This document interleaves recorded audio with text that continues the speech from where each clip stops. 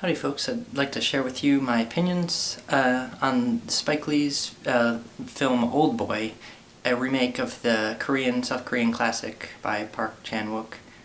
Now, a lot of criticism from this movie is the fact that it exists to begin with. Fanboys of the original hold it as sacrosanct, and any kind of American remake would be a blasphemy, a desecration of their holiest of films. And I think Spike Lee understood this when he took the project, because it is vastly different, especially in tone, whereas the original film contained a lot of almost comic book cartoon-like frantic exuberance. This film is very understated in its pleasures. In fact, I would say there's very little pleasure in this film. It is very bleak, grim, sadistic. I would have to almost argue that I perceive this film as kind of Spike Lee's answer to Tarantino by way of South Korea, because all of the things that made the original fun here are revealed to be sadistic and cruel. In particular, just look at the homages that this film takes. The single-take fight scene with the hammer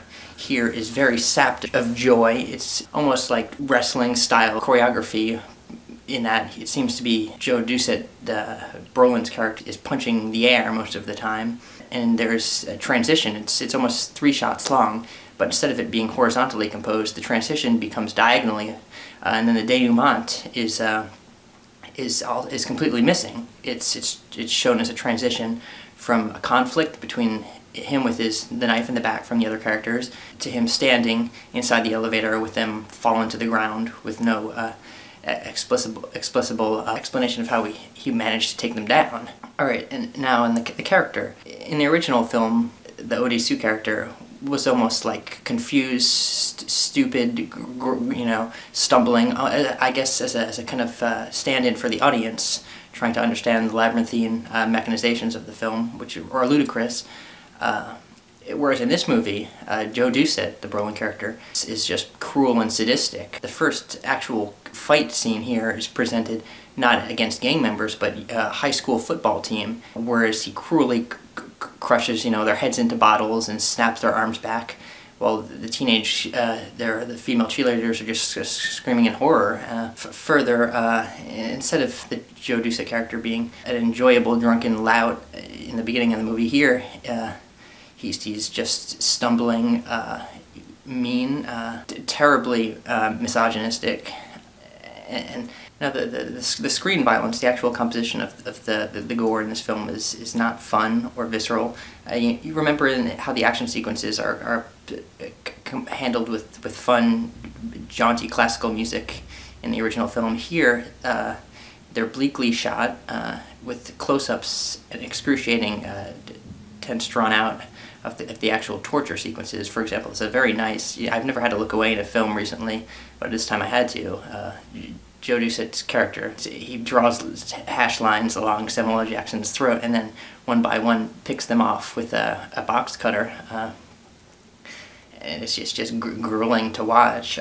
It's not the kind of gore that you would enjoy. And I think this, like I said before, a response to Tarantino's joyous sense of gore, where gore is a game, violence is a game to get the jollies off of the viewer. Here, Spike Lee says, no, that shouldn't be the case. That's absurd. And I think that's where the heart of this movie comes in. In the original film, the absurdity was just in terms of the amount of fun without pretense, much like a Hitchcock film was. Yet the underpinnings were violence, were abuse, were sadism, and here Spike Lee brings that out. He lets you know that this is what you're enjoying. He kind of shoves it in your face and makes you feel bad about it. And I think that's important. That's an important thing to do in this age where everything is treated as unreal means for cruel laughs and joy. Here he says you've got to think back of what's actually going on. Like I say, one of the things I really enjoyed about the Spike Lee's remake was Sharlto Copley's character. He brings it off. It reminds me a bit of Viggo Mortensen, and I think it should be in some more movies instead of just the South African ones that Blomkamp does. He could come and become a staple for American films too. He has a way of drawing out the lines in a very interesting manner, a lot like maybe Christopher Walken. One of the things I didn't enjoy about this movie is the Olsen character. In the original film, she was given, a lot of point of view shots, a lot of interiority in terms of like just the way the camera would play with her fantasies, especially the ant scenes on the subway. I thought that was very, very touching and characterizing. Here, she's kind of like a cipher. She doesn't actually exist as a character.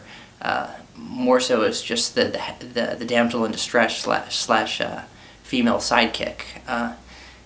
In fact, there's a rape sequence, a simulated rape sequence. It's meant to broil on the Brolin character to run to her rescue, and it wasn't as, in terms of brutal, it wasn't as brutally shot as the previous violence in the film. It was very stereotypically shot, what with the rear and the what have you. And so I think Spike Lee here, as much as he's trying to show you just the sickeningness of the violence, I don't think he created a strong female character in this one. Props to her, to the acting, but there's just nothing there. It's like it's completely brushed aside, and I think that's probably a failure of Spike Lee. I don't think he's ever been very strong in capturing the point of view of a female character. It's always created as an analog or an extension of the male character, which is funny because the entire movie, the motivation of the movie is the Brolin, Joe Doucette, trying to kind of retouch the feminine aspect, what with his daughter, trying to come to her, trying to express his love, but it's lacking in that aspect.